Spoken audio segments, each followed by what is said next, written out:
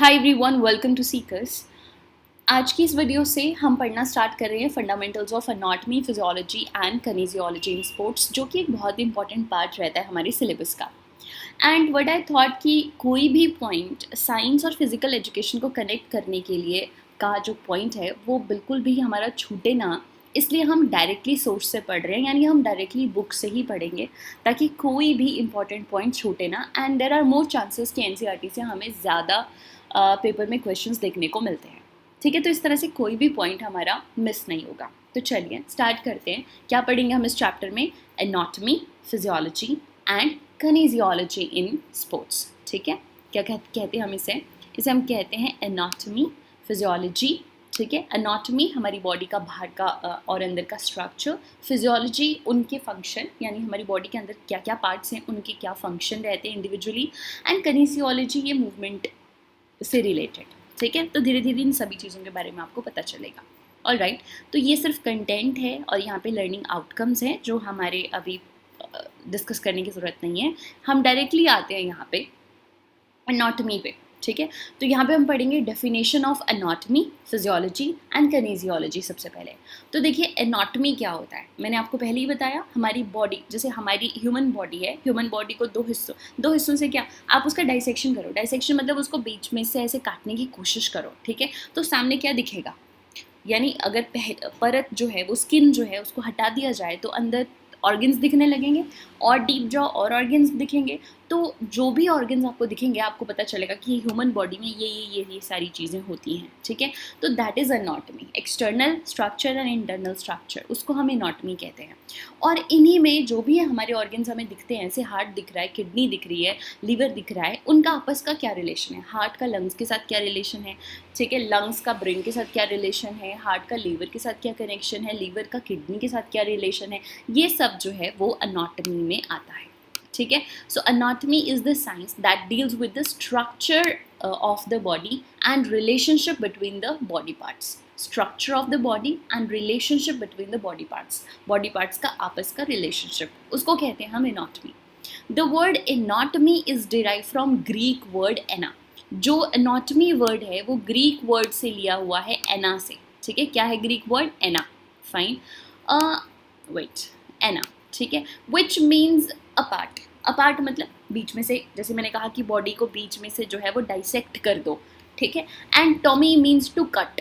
Apart, cut मतलब cut apart. अगर किसी बॉडी को हम कट अपार्ट करते हैं तो बीच में से क्या है बॉडी के अंदर वो दिखेगा।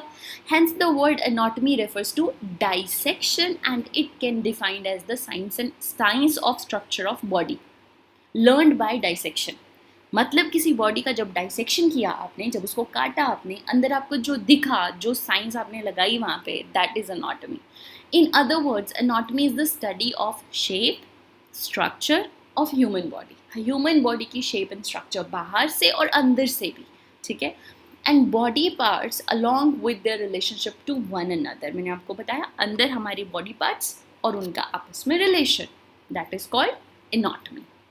Anatomy is divided into following categories. Anatomy की कुछ कैटेगरीज हैं, हम उनकी बात कर लेते हैं। ठीक है, जैसे कि ग्रॉस और मैक्रो एनाटॉमी, मतलब बड़े मोटे तौर पे, राइट। ऐसे ऑर्गन्स की बात करेंगे जो सीधा सीधा बॉडी को कट किया, डाइसेक्ट किया, अंदर आपको क्या दिखा, दैट इज मैक्रो एनाटॉमी।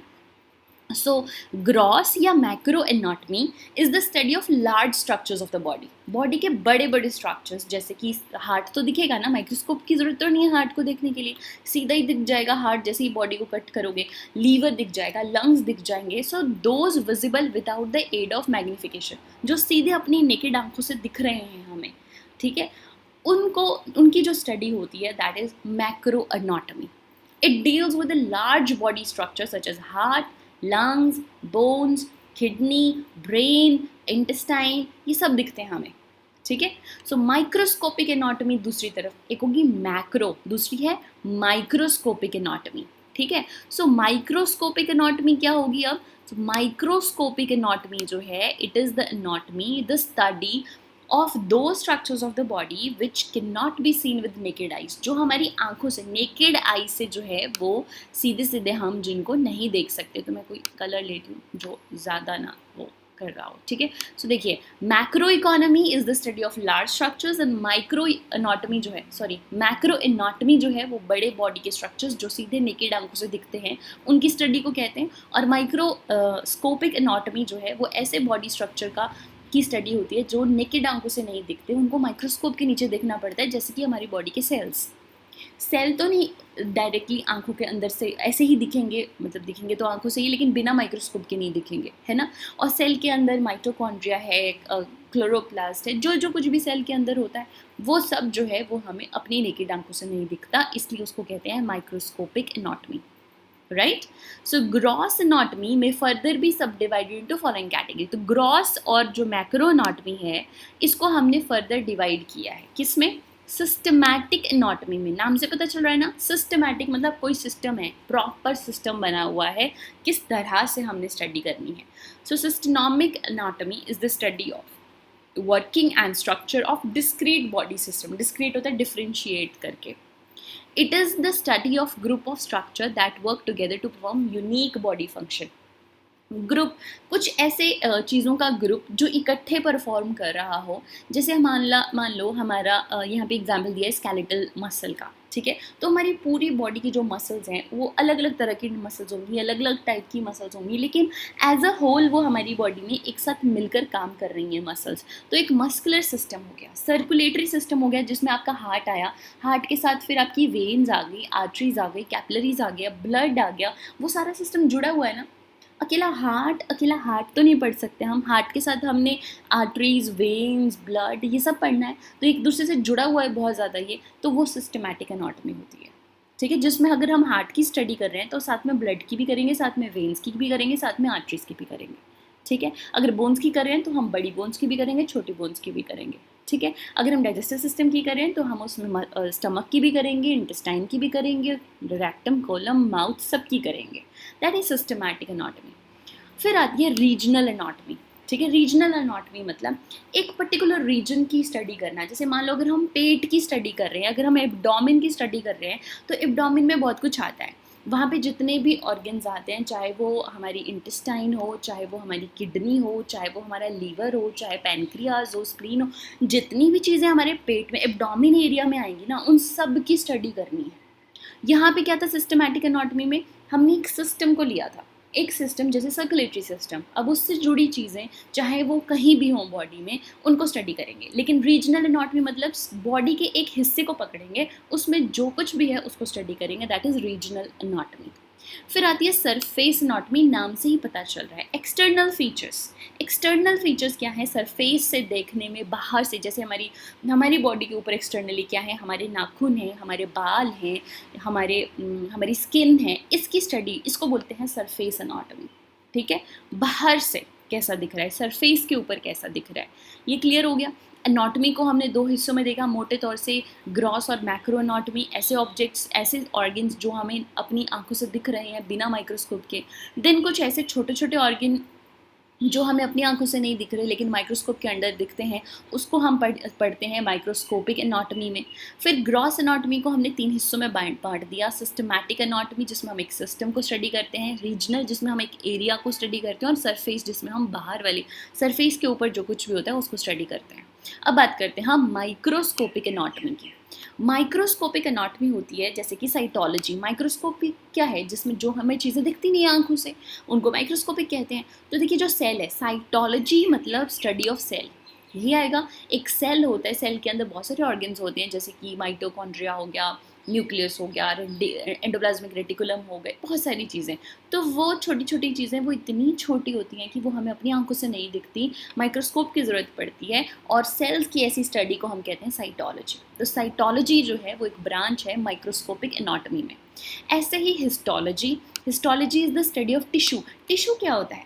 देखो सेल क्या होता है ना, जैसे सेल होता है सबसे छोटा यूनिट हमारी बॉडी को बनाने का। जैसे एक घर को बनाने के लिए एक ईंट की ज़रूरत होती है, ईंट से ईंट जोड़ जोड़ के बहुत सारा एक बड़ा घर बन जाता है। ऐसे हमारी बॉडी में एक छोटा एक सेल होता है, 1 सेल, 2 सेल, 3 सेल, ऐसे बहुत सारे सेल से मिलकर हमारी बॉडी बनी होती है, ठीक है।